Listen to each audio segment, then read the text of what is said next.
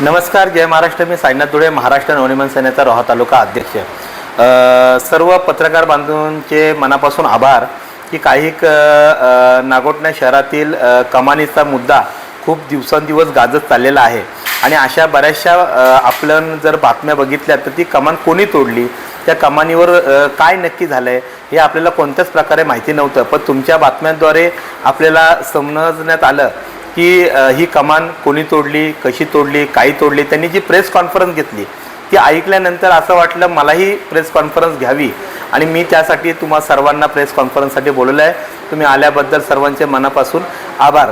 खरं तर त्या प्रेस कॉन्फरन्समध्ये तुम्ही जर बघायला गेला तर त्यांनी मुद्दा असा मांडला आहे की त्या कमानीला ट्रकने ठोकलं तर हे अत्यंत चुकीचं आणि खोटं आहे.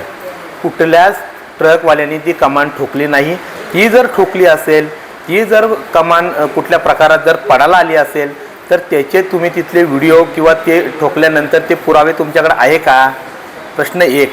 दुसरी गोष्ट, आमचा सरळ आणि सोपा प्रश्न आहे की तुम्हाला ती कमान रात्री तोडण्यासाठी कोणी परमिशन दिली?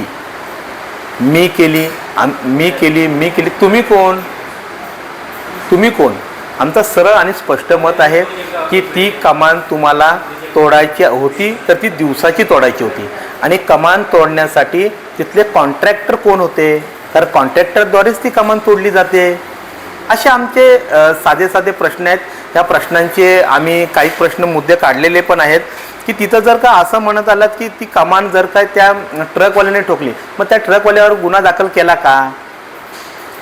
केला का? त्या आमच्याकडे सर्व ह्या गोष्टीचे फुटेज आहेत, व्हिडिओ आहेत. GCP ज्या वेळेला GCP लावून ती कमान तोडण्यात आली त्याच GCPच्या मागे रिलायन्स कंपनीचं खूप मोठं अवजड वाहन तिथं थांबलं होतं. आमचा स्पष्ट आणि सरळ आरोप आहे, तुम्ही रिलायन्स कंपनीचे अवजड वाहनं जाण्यासाठी ती कमान तोडली आणि हा शासनाचा पैसा आहे. ती कमान ग्रामपंचायतची आहे, तो शासनाच्या पैशाची असल्यामुळे रात्री तुम्हाला तोडण्याचा अधिकार कोणालाच नाही आहे. तर आमचं सरळ आणि स्पष्ट मत आहे, जर ह्या प्रकरणात कोण दोषी आहेत त्यांच्यावर कठोर कारवाई करावी. दुसरी गोष्ट की त्या वॉर्डमध्ये 4 क्रमांकाचा वॉर्ड येतो, तो वॉर्ड क्रमांक 4मध्ये येतो. त्या वॉर्ड क्रमांक 4मध्ये 3 सदस्य आहेत. त्याच्यामध्ये ज्योती राऊत मॅडम आहेत, संतोष नागोठणेकर आहेत, सुलतान लबाते मॅडम आहेत. तर ह्यांना तरी विश्वासात घेतलेत का तुम्ही? नाही घेतलेत. आणि अशी कुठली नशा होती की तुम्हाला ती रात्री तोडायची वाटली? आमचं फक्त एवढंच म्हणणं आहे, परत सांगतो की रात्री तोडण्याचा अधिकार तुम्हाला नव्हता. आणि दुसरी गोष्ट, त्याच्यामध्ये जर का तुम्ही त्या कमानीमध्ये जर बघायला गेलात तर कॉन्ट्रॅक्टराच्या साह्याने ती कमान तोडली जाते.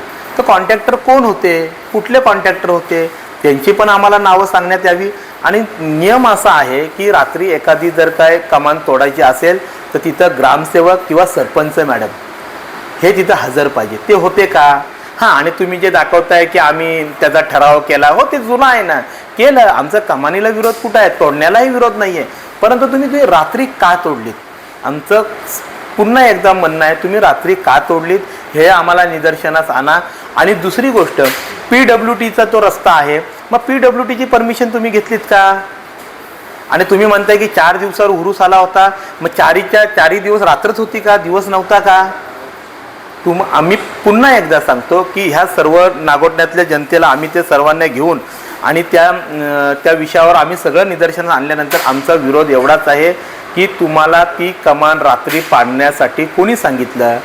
संबंधित सर्व अधिकाऱ्यांवर आणि ज्यांनी ह्याच्यावर दोषी आहेत त्यांच्यावर कठोर कारवाई व्हावी. मी तुम्हाला या व्हिडिओच्या माध्यमातून सांगतो, 8 दिवसात जर का ह्या चुकीचे काम केलेल्या लोकांवर तुम्ही जर काय कठोर कारवाई केलीत नाही, त्यांच्यावर जर काय कुठल्या प्रकारे गुन्हा दाखल झाला नाही तर महाराष्ट्र नवनिर्माण सेना व नागोठण्यातील जनता असे सर्व आम्ही उपोषणाला बसू. एवढंच बोलतो आणि मी थांबतो. या संदर्भामध्ये कुठल्या शासकीय अधिकाऱ्यांना निवेदन देणार आहात का? आणि विमानात करण्यासाठी पोलीस अधिकाऱ्यांना निवेदन देणार आहात? 100% आत्ताच आमचं गटविकास अधिकारी मॅडमसोबतही बोलणं झालं, इंजिनियरांसोबतही बोलणं झालं. इंजिनियरांचं म्हणणंही तेच आहे की रात्री तोडायला नव्हती पाहिजे आणि त्यांचंही म्हणणं तेच आहे आणि मॅडमचंही म्हणणं तेच आहे. मॅडम म्हणते आम्हाला माहिती नाही आहे. आम्ही सरपंच मॅडमला भेटलो, त्याही म्हणतात आम्हाला माहिती नाही आहे. आम्ही बऱ्याचशा लोकांना भेटलो, ग्रामपंचायत सदस्यांना भेटलो, ते म्हणतात आम्हाला माहिती नाही ही कोणती नशा आहे एवढंच आम्हाला. आणि ह्याच्या संदर्भात आम्ही पोलीस स्टेशनला पण निवेदन देणार आहोत आणि PWDच्या अधिकाऱ्यांना देखील निवेदन देणार आहोत आणि आम्ही गटविकास अधिकाऱ्यांना देखील ह्या संदर्भात निवेदन देणार आहोत. आणि ह्या संदर्भात जे कोण गुन्हेगार असतील, जे कोण असतील, जे कोण अधिकारी असतील त्यांच्यावर सर्वांवर कारवाई झाली पाहिजे आणि हा मुद्दा आम्ही शेवटपर्यंत लावून धरू एवढं तर नक्की.